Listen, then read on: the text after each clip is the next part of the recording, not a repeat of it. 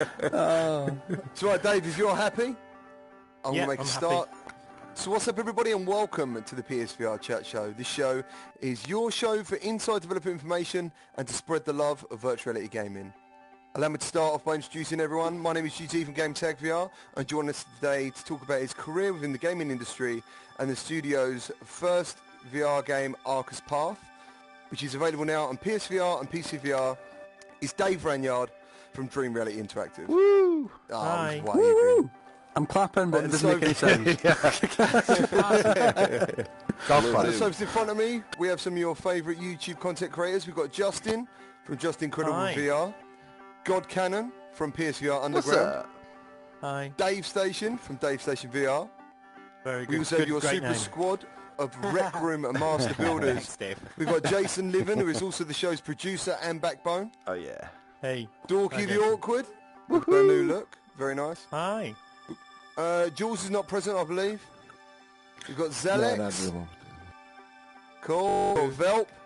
Hey. Hello. Hey. King Velp. We haven't got clarity here. And we've got a musical maestro, the man that can apparently make ladles sing, Jimmy Jammer. I've yet to try that. I've yet to try that. You've got to try it, dude. Yeah, man. So, Dave, how are you today? You all good? Yeah, very good. I actually finished for Christmas today, so Fantastic. I've got a couple of things to do tomorrow, excellent. but I'm going to start relaxing a bit. Yeah. Nice. Very nice. Well done. Zalex, did I introduce you? Yeah, he did. You did. I did. All right. You Sorry. I thought I missed you. Sorry, man. Sorry. Yeah. So I just want to take this opportunity to say thank you for joining us today, because it's a superb opportunity for the VR community to hear firsthand what goes into bringing VR games like Arca's Path to PSVR. That's what this is all about. So thank you for joining us. All right. So do you want me to tell you a bit about how we got to Arca's Path? So what I'm going to do Yeah. is I'm going to ask you about your background in your gaming industry, Okay. because I hear you were involved in some projects at Sony in the past, and I'd like to know how you got to this point to having your own development studio. Yeah, it's taken a while. I first started making video games in '97, working for a company called Signosis that made Lemmings and White House. Oh man. Yeah. Yeah, absolutely. Didn't they also do the Wrecking game as well? What's the first? Destruction Derby. Yeah. And I also games where stuff falls off a ledge potentially a lot of the time. and I also That's worked it. on a game called Colony Wars. Oh man. Yeah, that was on the It was PlayStation kind of like as well. it's like a Star Wars-y, but not Star Wars game. But it was pretty good fun. So I was a Oh programmer. man, I need to start- tell this I guy did to bring computer Colony science, Wars. and I did a to PhD in VR. AI People 20 would years flip. ago, and then joined Signosis, and then in '99 I moved from their Leeds studio to London, and I was a coder there for a while. I basically stayed there, and I went from coder to audio manager to creative services to running SingStar. Does anybody remember SingStar? Yeah. Oh my goodness. Man, Like that was everyone does. massive. Like everyone does. So, SingStar was huge. apologies for that one. That was Christmas. You Can't get them all right. Actually, before that, does anyone remember The Getaway? Yeah. Yes. Oh, yeah. Of course. Had its I played 16th that. birthday just last week, and I Oh, wrote nice. the audio Wow. engine for that. Nice. Oh, nice. Man. So you're a bit That of a was you're a bit of a Yeah. god, really. Gaming that, god. well, I man. was only the audio guy on it, but that was interesting project, pretty hardcore to be honest. Yeah, that was. Yeah. That was an Like- actual real map of London, wasn't it? Lemmings, Real map of London. I mean, it was intense. Destruction What it Derby, did at the Colony time, because Wars, prior to that, stuff. you would have to stop and load the next set of streets or something. Yeah. First game that really did this Yeah, like yeah. seamless loading, which was massive at the time. Also, first game not to have an OSD. There's no like score or anything, and even there was no map. I mean, it was like naive, and the way it told you how to go is the indicators on the car would turn on and tell you which way to go. Yeah. little bit simple. A lot of gritty script as well. But that was an interesting project. And then from that I did a lot of audio work, because I've been a musician in the past as well. So I built the audio studios for Sony. And then we started making more like couch social games. So we made iToy Play, if you remember that. Oh, Yeah. AR Yes. game. And then SingStar. SingStar was massive. I mean, it did like 200 different versions of the game. insane. That's crazy. To go back so to I did the that for- iToy, Yeah, what was your yeah. favourite game in the iToy? I've got to ask, sorry. What was your favourite? It's probably Wishy-Washy. Yeah, You know, where you yeah, it's just such yeah. a simple concept, Great idea. and it was fun. That one and the I was Ninjas. at the time I was running the audio department, so I was on the same floor as those guys. So we saw them quite a lot, and we did music and sound effects for them. But I wasn't in like the core development team. But what they told me about that, which was really interesting, was they had like a proper eureka moment where it was about 9 o'clock at night, and they were doing something, because originally that game wasn't augmented reality, it was just using a camera to control the game. And they had this eureka moment where, like, oh, hang on a minute, if we see you on screen, it's a bit like when you walk up in front of a shop, you know, and they've got the TVs. And you can see stuff. That was like a fun moment. And then just watching somebody trying to do something was like a sort of I guess like a generation game or something like that. But it was a lot of fun in that studio with all that stuff happening. It was super creative, you know, mucking about with cameras back in 2002 and stuff. And then SingStar was all about making microphones, which was kind of insane. Like, there was no karaoke in the West then. So the idea of getting people to sing at home to their TV set just seemed nuts. and then because I'd got the music background, I helped them set up the music licensing department. So we sort of went out and found all the music, and all that stuff happened. And then I was working on SingStar about 4 years, and then there was a project called Wonderbook, and this was this weird augmented reality book. And we had this deal with J.K. Rowling, and this game needed to ship in a year. And so they asked me to produce it, so I did, and that was amazing as well, because I got to work with her, which was really cool. It was super interesting project. We met her a few times. She's really nice. She wrote new content for it. It was a little bit ahead of its time, I think, because it was like this book and this move controller and the camera. There was quite a lot of moving parts. But what it actually did was pretty good fun, you know, and a lot of kids liked it and people liked it. And then when we finished that, I then became the studio head of that studio. That was this Sony's London studio. And we pivoted to VR. And that was like 2012. And the interesting bit was, so we'd made this Wonderbook, which used the PlayStation camera on PlayStation 3.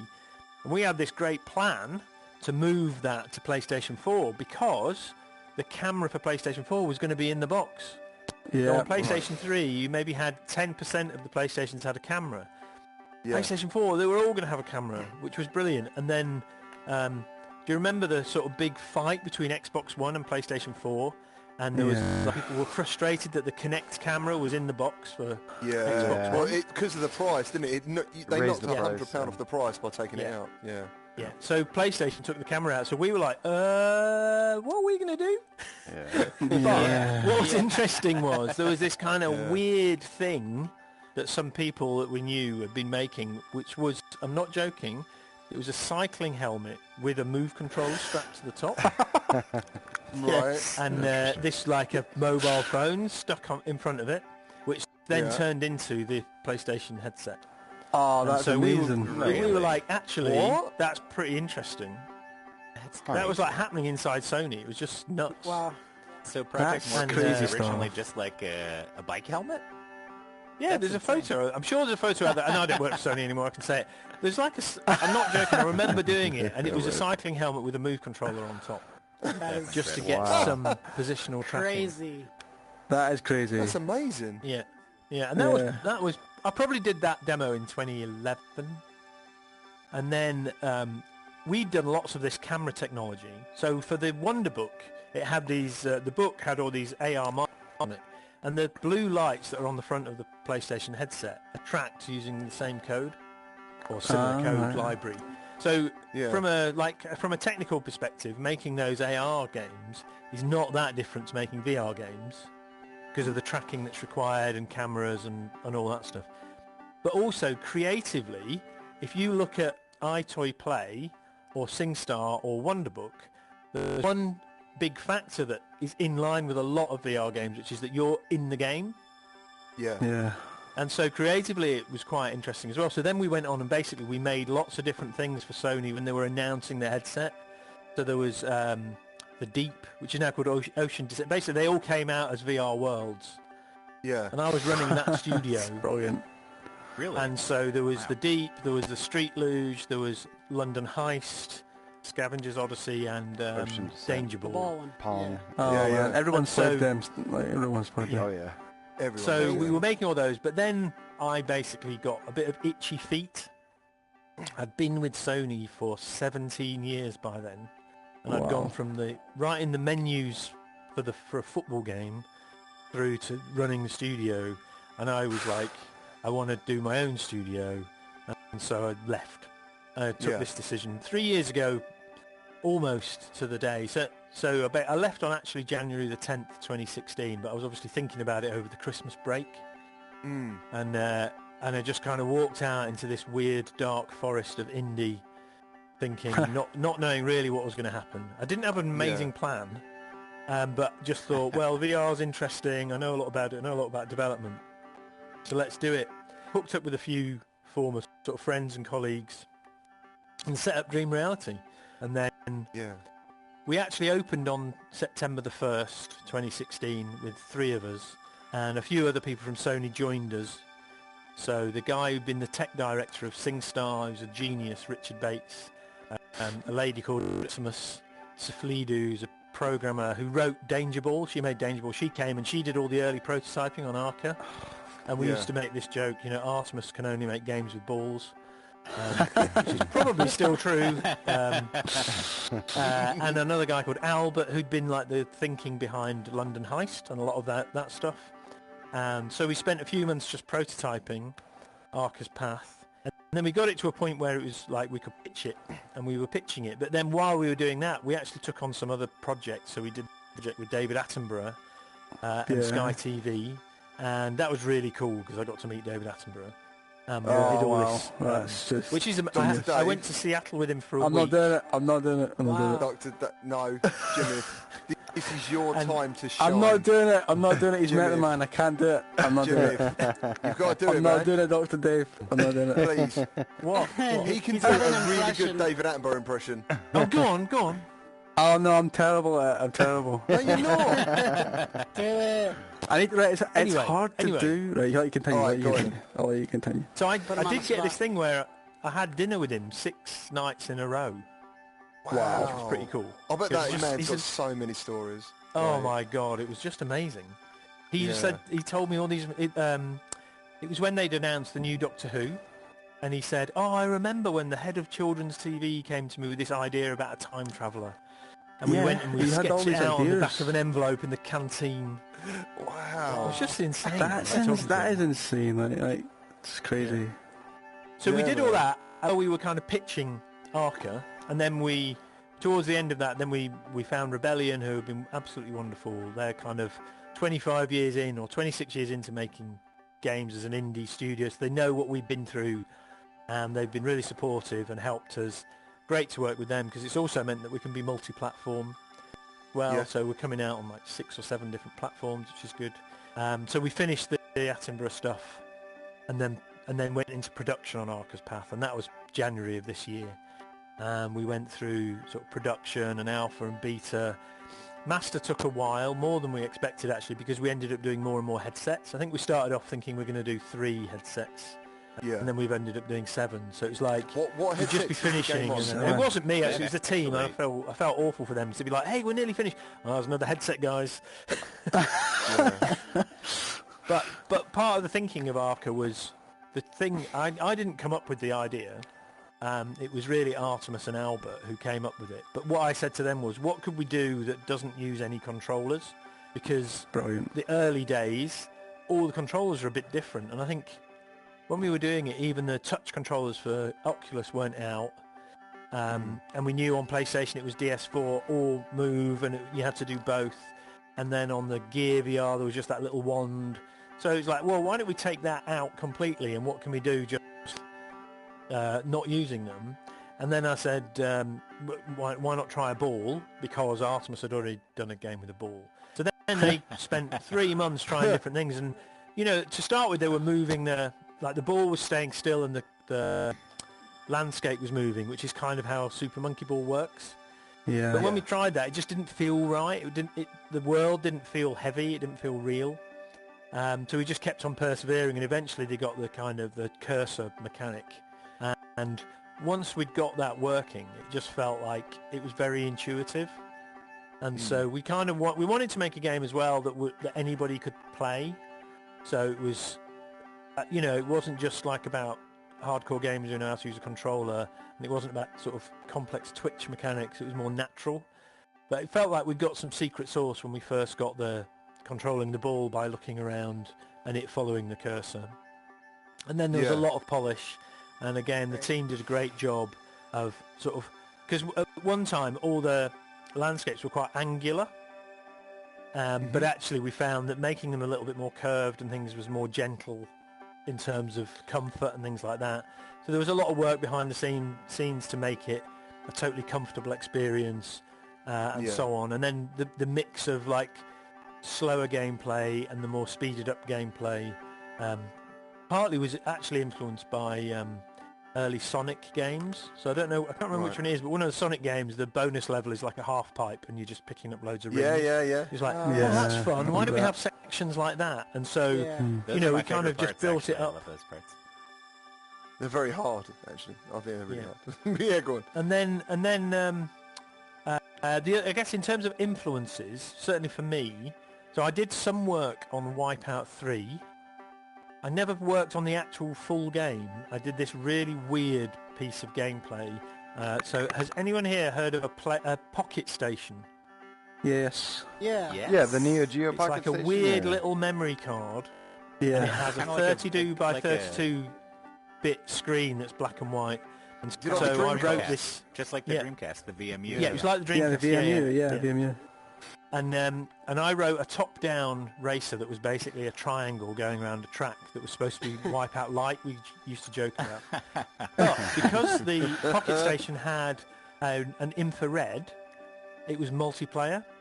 So we'd be in the studio, like 4 of us in this little racer, which was a lot of fun. But then the Pocket Station was never released outside Japan. It was just released as like a test in Japan, so it didn't make it out there. Or I do still have a version of it somewhere on a Pocket Station, which I'm hoping is worth lots of money now. That's cool. And the other thing that was funny about the Pocket Station was because of this infrared, it could send infrared, but it could also record it. And the idea was that you could get your home TV remote and record it and then program it. But actually what they discovered was if you stood near a car while somebody was locking or unlocking the car, you could record the infrared signal for that car. So people were using it to break into cars. Oh man. Come on, security risk. So that was kind of funny. Anyway, the Wipeout was a big influence on me because I love the game, I love the music, and love the visuals. And actually the people, there was a company called Designers Republic who did all the sort of graphic design around it, and that was a really close friend of mine who'd done that, Mike. And so anyway, they've been a big influence. So when we came to Arca, I wanted to bring some of that influence. So really like the amazing art style, gettable mechanic, and an amazing soundtrack. And so those were 3 pillars. Once we'd got the mechanic, I put down to the team, said, look, I really think we should do this. And I've got a really good friend who works for Ninja Tune, and he introduced us to this guy, one of their up-and-coming artists called Rafferty, who's written music for Arca. And as soon as we heard his stuff, the sort of mix of organic and glitchy stuff, we knew that that's what we wanted. And he was great to work with. And then we also found this artist, Anna Holland-Rake, who just won this, or just become part of this BAFTA Breakthrough Brits, so she was being highlighted. So she came and did the amazing pink and green sort of art style. And we used to, early days as well, earlier this year I was joking about it being a game that's not afraid of the colour pink, which I always thought was a good, that was like the alternative tagline, you know. And then getting the simple gameplay, so putting those 3 things together was like the triangle that we have in Arca, and then the narrative, the story just would run through that. So that was our kind of target, if you like, or our sort of mantra around developing the game. Yeah. So while you're talking about that particular colour palette, did you choose pastel colours on purpose in the game? Well, it was Anna. It was Anna, and I think she just came to such a fresh idea of what to do. You know, it wasn't... I mean, there's quite a lot of neon in VR, and there's quite a lot of grit and darkness and sort of scary stuff. So I think it was really... We came with doing a sci-fi fairy tale, and so I think the pink and green represent, you know, the beginning of, I don't know, Jack and the Beanstalk or Cinderella or something like that, but in a more modern context.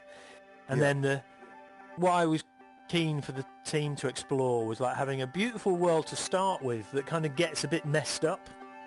Yeah. And so that there's an emotional driver for you to try and get it back to being beautiful or getting to the end, because you've started in this beautiful place, you kind of want to get it back there.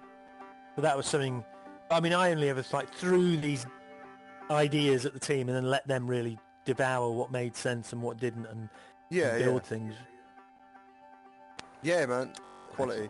So with the script and the way it's going, Dave, you're next. I feel like after that, my question seems so unexciting. I don't think it does, nothing to do with David Attenborough. Although you did touch on this a little bit earlier. I wanted to ask about. So I've never seen a VR game get released simultaneously on mobile, console, PC, everything at the exact same time. I can't think of anything else that has done that.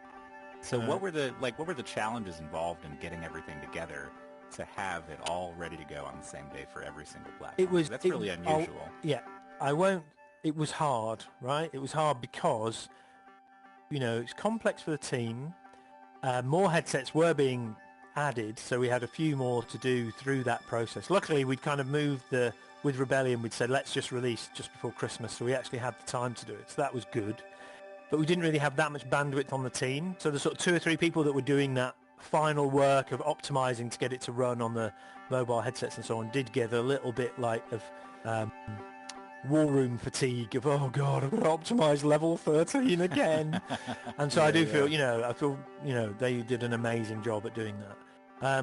One thing I was really pleased about, this sounds silly, but the guy John Hibbins, who's the guy whose company make Winlands, on Facebook, he's the only person who said, hey, well done for releasing on all these platforms. And he's like, impressive. It's very impressive. He's a lovely foolish, man as well. Not easy. Maybe. Yeah. But I think in terms of a release, it means that all the activity can feed into all those different people. And part of the idea was, let's make a game that will run on any headset, and then we've got a bigger audience. You know, and another part of that was also to create something that is a great introduction to VR. So again, like we've released before Christmas, I think lots of people get headsets for Christmas. So this is a great game for them to get into VR and so on. Awesome. Excellent. Yeah, great. Fantastic. Yeah, man. So you happy with yours? I was just gonna say, you know, with all that being said, and you mentioned Helmet earlier, what was your first experience with virtual reality? My first experience was doing a driving game in one of the Sony studios, running at 30 frames a second, and I felt sick for about 8 hours afterwards. Yeah. Oh wow. And that was it was a bit unpleasant, but that was in like 2011, 2011 I think. Wow. So it was pretty early days. That's early on, yeah. Yeah, that is very, very early, and you know, everybody remembers their first moment in VR, so like that's probably not a great memory, but still, you kept it going, and now look at you, you know, it's like really special.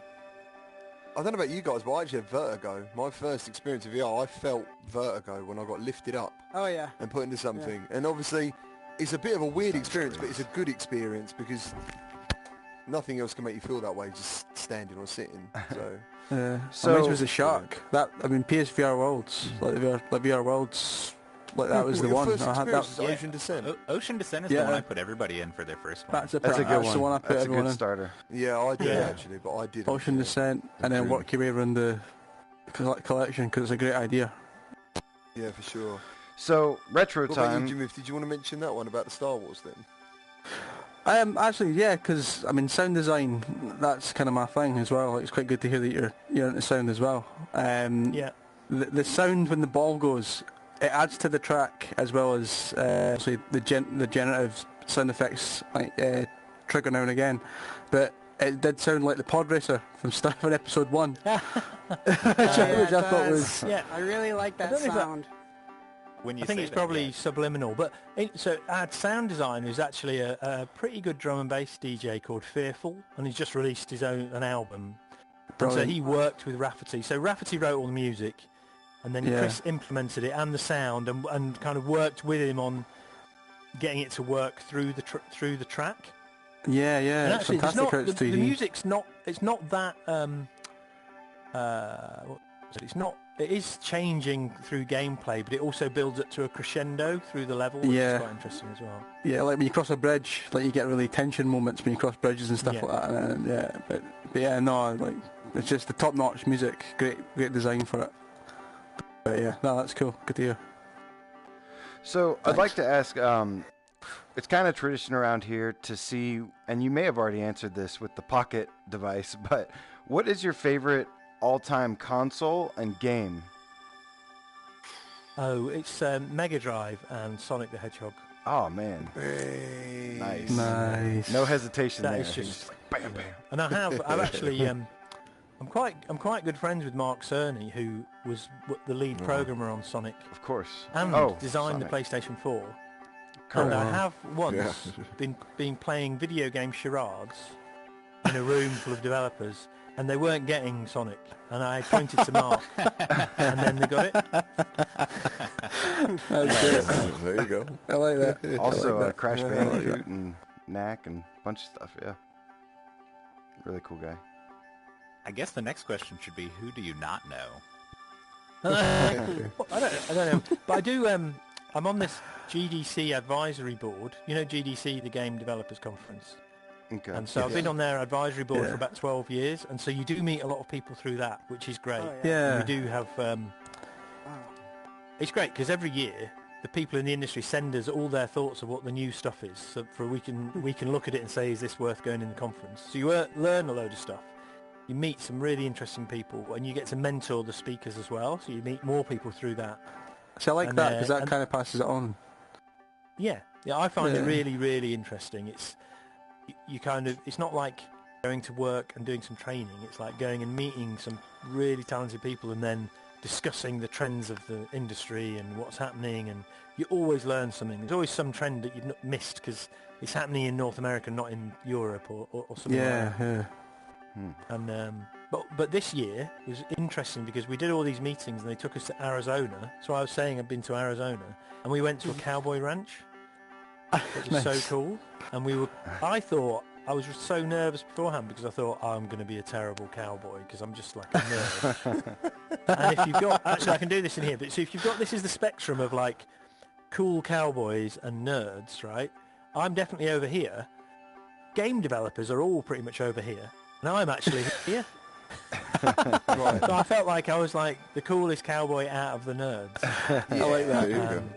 Yeah, I like and that. that was a lot of fun. And just like we'd go cowboy horse riding at 7 in the morning because it's so hot. You have to go early in the morning or late at night. The coolest. You've got the sun coming up. You've got literally the little fluffy clouds that Ricky Lee Jones talks about in the Orb track, and it was an amazing. And then you go and have a meeting about like super cool games in the video game industry. It was, one of my top trips. Really, it was so cool. Did you actually do any lassoing? Did you do any horse riding? I didn't do any lassoing, no. I mean, I was pretty proud of myself for riding a horse, to be honest.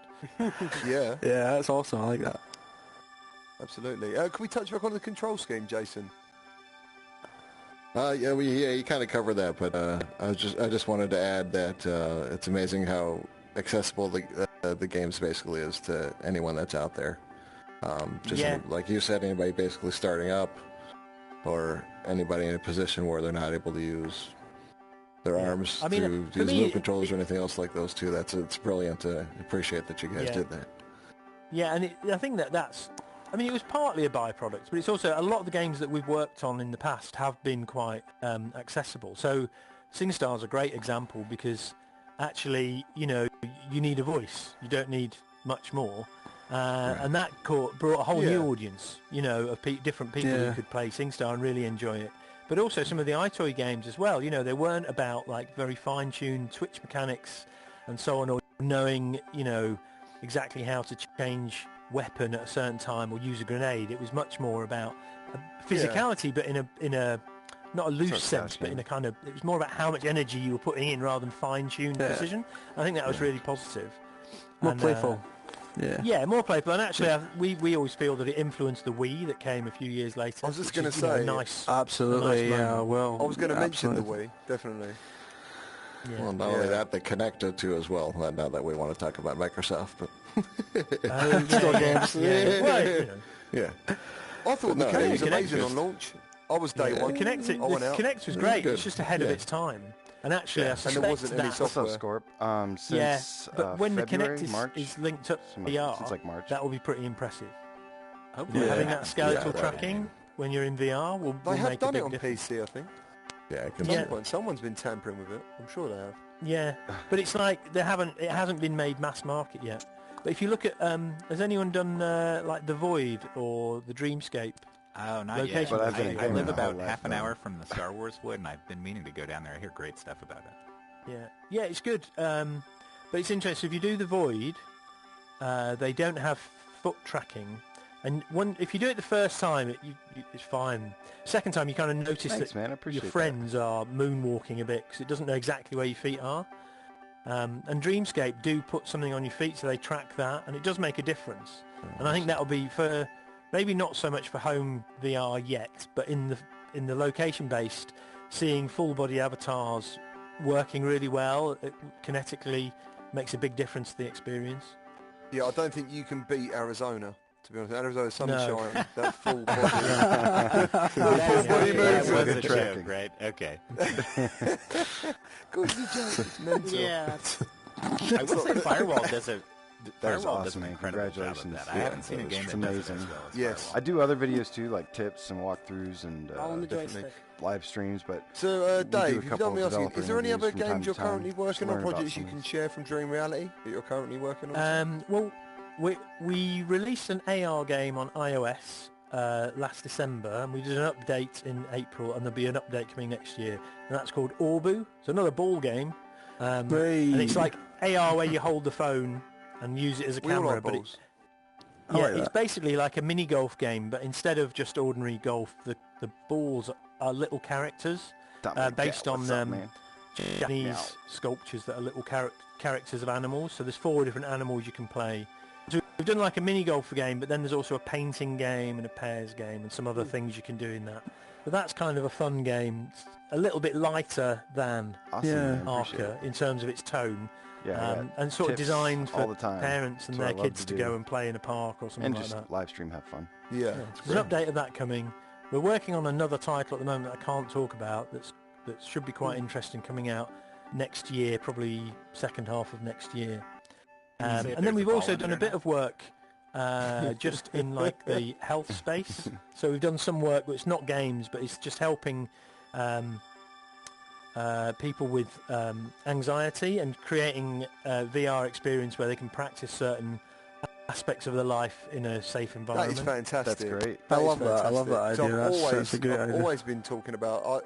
When I first started doing my channel, people messaged me about VR anxiety, and it's weird. Yeah. And I understand it because certain experiences I've had. But yeah, it's really good that you're actually touching on that. That's great. So we do that partly for, I mean, it's good social impact, and it's also, we're just learning stuff. VR space is so new that part of the work we do as a studio is we'll just work on a project if it's interesting, because we'll learn something. So that was a really interesting project. And we're also talking to some people about doing some education, but we haven't started that yet.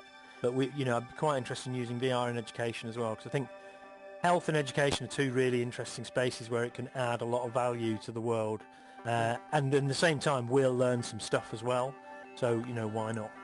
And you can make some serious money out of it, because if you don't, and I'm just being honest, like if you have a certain company say, teach me, like I work on the railway, if you could, safety is everything. If you can actually take someone out, like you can't, it's hard to teach people what it's going to be like when trains are running. Do you know what I mean? How to prepare for that, to step over that electricity cables. And so if you could do that in virtual reality, that would make a massive impact on safety. Do you know what I'm saying? It's the next step. It's as close as you can get without being out there. Yeah, well, we're not making loads of money yet. Appreciate you, man. Excited for it. I just hope it goes that way. Yeah. Well, hopefully. I think it's going to take a while for the VR market to mature. It's been like there's this massive explosion to start with, and then you get the trough of disillusionment, which I kind of wasn't surprised by. I didn't think it would just everyone would get a headset instantly. Yeah. But it feels like it's growing steadily, which is really good. But I still think it will be a while before there's like serious money and so on in it. But you know, 3-4 years, I think we'll be in a pretty good shape. And I'm happy about that. Bit of banging upstairs. There's somebody at the door. As a quick side question to that, having been in the business for a while, do you feel like the market is stronger in consumer VR or in that kind of like health and business? I assume it's health and business, but I think consumer VR is very exciting, but it's hard. It can be hard for companies to guarantee to get the money back. Yeah. Whereas I think in sort of the health and business, it like you were saying with training, it can probably instantly it can be fairly easy to demonstrate that this work will save X over 3 years. Yeah. It's kind of easier to get into, but I suspect the entertainment bit in 4 or 5 years will be a bigger market. But I don't really know that much. Yeah. So Jason, did you want to take over? Did you want to do the art style question that we had, or? Oh yeah, the one that Danish had there. Yeah. The art style of the game is simply beautiful, and the contrast between the scrap metal junkyard vibe to the flora and fauna in the levels is very impactful.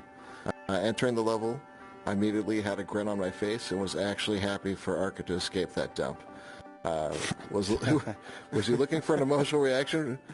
Or were you looking for an emotional reaction from players with a sudden shift in the environment?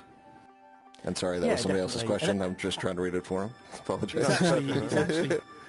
It's pretty much a big inspiration from Slumdog Millionaire. Have you seen that? Brilliant. Yeah. And these kids are on the scrap heap, and the guy comes over with this amazing, like a cold bottle of Coca-Cola, and then takes them off somewhere that's much nicer. So it was like it's just a simple experience, and it's also a kind of classic fairy tale metaphor as well, isn't it? You know, that kind of in this not a brilliant life, and somebody comes over with an offer that's too good to be true, and it actually is too good to be true. So there was a bit of that in there as well. Oh, excellent. But there's a conscious decision to have no dialogue, no text, and to try and take you on an purely emotional journey that was simple to follow the story, not too taxing, but also it's like easily gettable. And then the other interesting part was bringing in the graphic novel style and the movement, which I think, I'd love to do more in that space. I think we did a good job of doing that well to start with, but I think there's a million more things you could do to expand how that works. That'd be neat. Yeah. So, I love how the levels reveal themselves as you navigate through the environment. Was this always the vision for how the levels were structured, or was there earlier iterations with the entirety of the environment being visible in the distance? There's some technical challenges of having the whole level there being drawn, so it certainly helps us with that. It was a balance between how big the levels could be and how much fogging you might put in, and it's basically a different technique to putting fogging in, which is what you used to do for draw distance. And we thought it was a more interesting thing because it kind of showed you the path, which felt in tune with the story and the name and so on. But we had a few creative solutions to a sort of traditional game development problem. Well, I thought it was really interesting specifically because in VR you see a lot of pop-in, and usually it takes you out of the experience, but you guys folded it into the experience, which is such a great idea. Which makes it work. That was kind of the idea. It's like just do it face on and make it turn part a weakness of it rather into than a strength, essentially. Yeah. That's great. Thanks. Like Silent Hill 2, do you remember that? That had a lot of fog. And if it didn't have fog, it wouldn't have been nearly as scary. Right. Exactly. That's the scary part. Yeah. Nice. Yeah, Dave, I remember.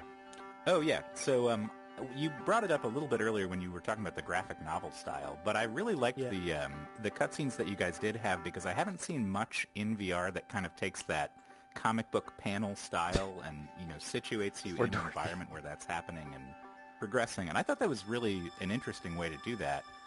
Where did you guys get that idea, and have you seen any other stuff like that inspired you? Or that was really Albert, who's like the main creative. He had this idea of that, and actually I thought it was quite a big risk because for a long time we talked about the art style in the game and the art style, out in the story bits. How do we get them to feel like it's one game? And I think we've done a pretty good job of that, even though, like you said, it's the scrap heap versus the kind of beautiful environment. But nevertheless, there is some kind of continuity.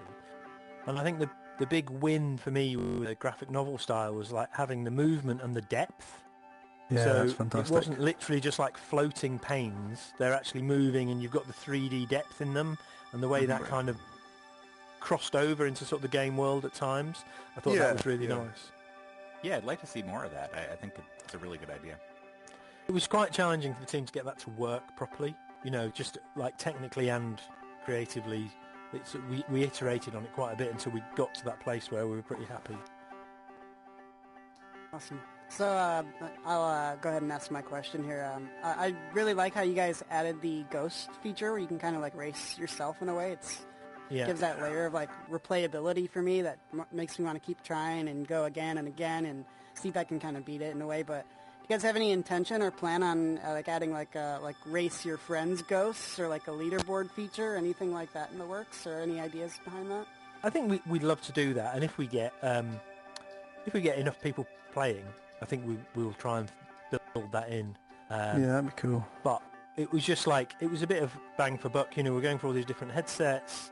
We wanted to get enough of the game in there. So then we thought, well, if we put the time trials in, we put the ghost ball, that kind of gives a flavour of that. And if we get some traction, then we'll go back and add some stuff. Yeah, definitely worth thinking about, for sure. But I love how it is in there now. It's like you're racing yourself. You just want to do better and better. It's already a great feature. Thanks. Adding to that, do you have any planned updates or DLC planned for Arcas? Not directly. I think to be honest, the market is, as we've said, it's still fairly nascent. So we'll just see how it performs and see if we build a fan base. We'd love to engage and do more and make it more of a community, and hopefully that will grow from now. But we're kind of going to wait and see a bit and just see how we get on, see what the reception's like. Nice, excellent. Okay. GC? Is he there? Did we lose him? Have we lost him? We lost him. His hands are moving. Hold on, how many fingers am I holding up? Check, mic check. Trick question, it's just a big there flat he hand. is. All right. So I'm sorry, bear with me 1 second. I think you said you're a bear. I hope he's so. I don't think that he. Someone's a bear. My thing flickered for a minute. We're good. So tell us the answer to the killer question we all have. What shape is that ball exactly? Is it a dodecahedron? I've got no idea. I like that. You're going to have to ask Artemis on that one. I'll ask Artemis. Yeah. It's a D20, that's what it is. It's a D20. Nobody's been able to solve that. That's the real puzzle.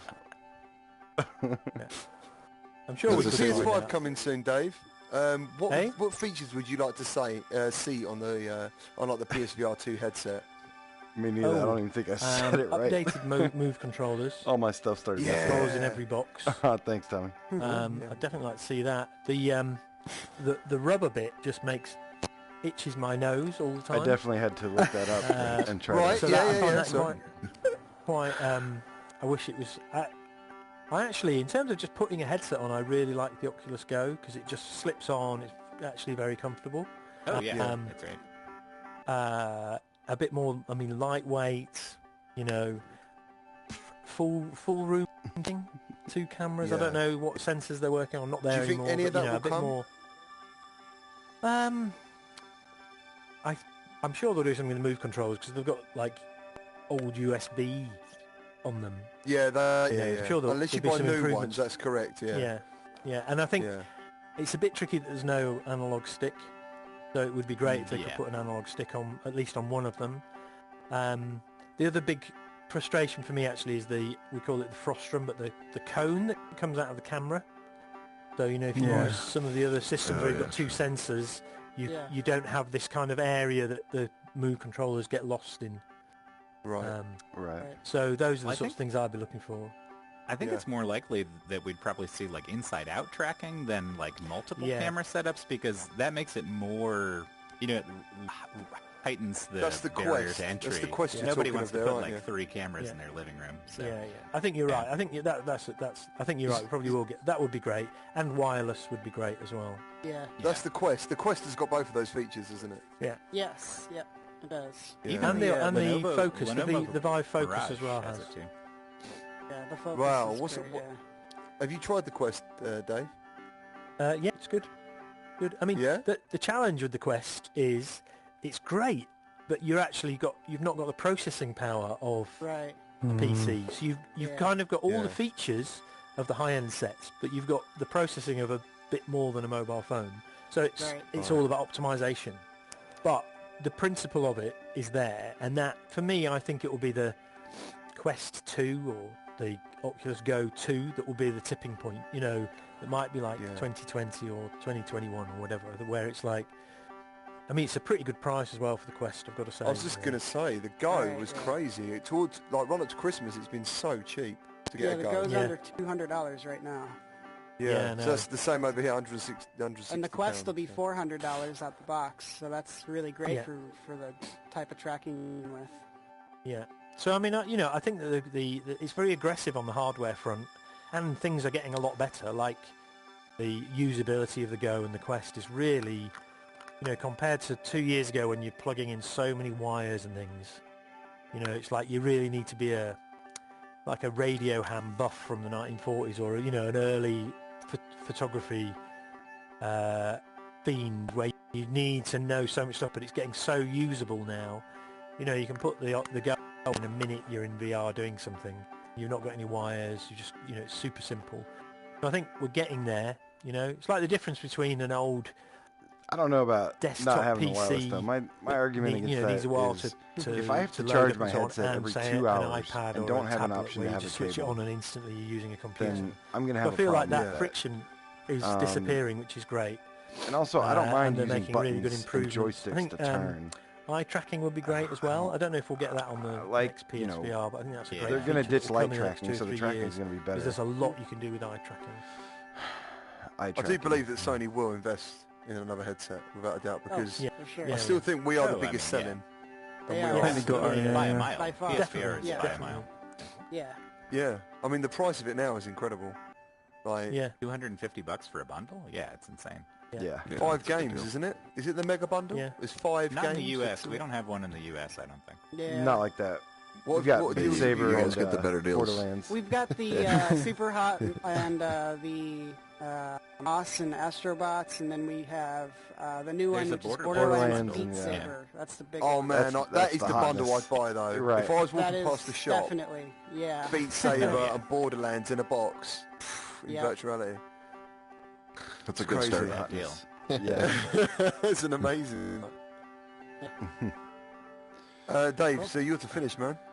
Oh yeah, so Money. we pretty much always talk about the Sony QA process, but I feel like you'd probably have a different take on it because you actually worked at Sony for 17 years. Yeah. So everybody has kind of a different experience going through that. Some people it's really smooth to get through. Other people it's been kind of troubling to go through Sony's QA process because it can be pretty rigorous, it sounds like. So I was just wondering what your guys' experience was with that. Yeah, I mean, we led development on PlayStation because it's got the hardest QA process.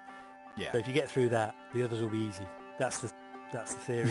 Yeah. I mean, I have been through QA a million times with different games, and sometimes it's a breeze, and sometimes some little thing gets you at the last minute, and then you have to wait. And it's all about getting these different slots. And if you're going for a Christmas release, and suddenly some, FIFA or some massive title comes in, you're kind of it's really hard to get another slot. So there's a bit of roulette that goes on titles when you're getting close to the end. You can't just say, "Hey, I used to work here, guys. Come on." We've You had can't say that, we've had but- some I'm kind of a big deal. strange launch. Yeah. There's various things you can Strange do. launch Things like windows. We you get can, everything at once, Get them to test and then have early. nothing You at can all do for a a little longer bit. beta, so you're more confident about your bug count. I mean, there's a bunch of different things you can do. They do consultancy for VR titles. You can go to them and say, "Well, give us an idea of how good or bad we are with this," and so. The main thing is to go eyes wide open, give yourself as long as possible, and give them as much information about the title as possible, and early builds and so on, and get I don't feedback. think we had a single big launch over the summer. Yeah, I mean, because like Woodlands 2 has been on PSVR now for quite a while, and I played it back in April. Saber, Tetris. And it still hasn't come out Be nice to for PSVR. So I'm assuming that's all down to the Q&A process, optimization, and well, especially for it depends on Windlands too. It depends. There might be marketing that's deals and things like that. They might be intense. waiting for a big Christmas push or something like that. So maybe. You Have know, you it played depends on Windlands 2, Dave? I haven't. I don't have a PC set up. I played the first one a decent amount, but So Windlands 2, man, they're really trying to do some stuff with that, and I didn't know whether that was the reason. I didn't know whether it was Q&A. Yeah, for sure. So yeah, thank you ever so much. Unless anyone else has got some... God Cannon has God Cannon. Oh no, I'm sorry. I was fixing my thing. I do want to say though, it was really nice to meet you though, and it's really cool to hear. I really enjoyed your background, how you started, and you know, big fan of Lemmings and Destruction Derby, and especially Colony Wars. If you still got your Cyanosis contacts, definitely tell them that Colony Wars in VR is something that I hear left and right. There's a big fan base behind that game still. Yeah. So what games were on the Amiga? Because Subgnosis was on the Amiga as well. I remember the loading screen. Yeah, there's a few I in there. think that was Lemmings. Who doesn't? Probably mainly Lemmings. Actually, maybe Lemmings. Wipeout was on the Amiga. Was there one called Beast? Yeah. Shadow of the Beast. Shadow of the Beast. Yeah. That's right. That's on PS4. Yeah, they just remade it. It's on PS4. Reboot. Yeah. It's really good, actually. Yeah, it is. It's really good. Oh, ideal. Well, yeah, cool. Thank you ever so much for visiting us today on the PSVR Chat Show. Thank you. Really enjoyed it. Yeah, thank you, for making definitely. this wonderful landscape. It's Yeah, beautiful. it's really beautiful. Hell yeah. Great job, Dorky. These folks Velp, over here. Zelix. It's special. Dorky. Yeah. Thank you. Jason. Okay, Jason. Yes, Okay, yes, get a quick picture with I'm getting the camera. Yeah. I have one job. One job. Okay, who's gonna wear the visor? Where's the visor? Well, thank you guys so much for joining in. I really appreciate you guys. Should we do it with the Arca sign I behind hope us? you enjoyed the interview. Sorry the beginning was a little long. I will cut that out. And remember, once again, if you want to come visit this level, you can there's a big one. go to Rec Room, go to PSVR Chat Show, and 21 seconds to go. What are you talking about? and just type in PSVR Chat Show. You'll see all of our developer interviews. Stay tuned. We got some more coming. Thank you, Shallon, for joining, man. Thank you, Quote, everybody, Reth, for joining. What a magician. We got a magician here. Do you want to wear it? You won't be able Thanks, to see Aquaman. anything, I appreciate you guys. You can grab it. Hope you learned some cool stuff. Just kind of sit there. that is very cool. Are you trying to get? Love you, Shallon. You're the best, man. It's not sitting there. Did you print one Thank you, Tommy. Sounds weird when I say it that way, but you know what I mean. Tommy, I'm a big Primus fan too, so. Thanks to that we can't Anyways, I'll see you guys. Have a great night. Talk to you again soon. Dave, let Dorky do it.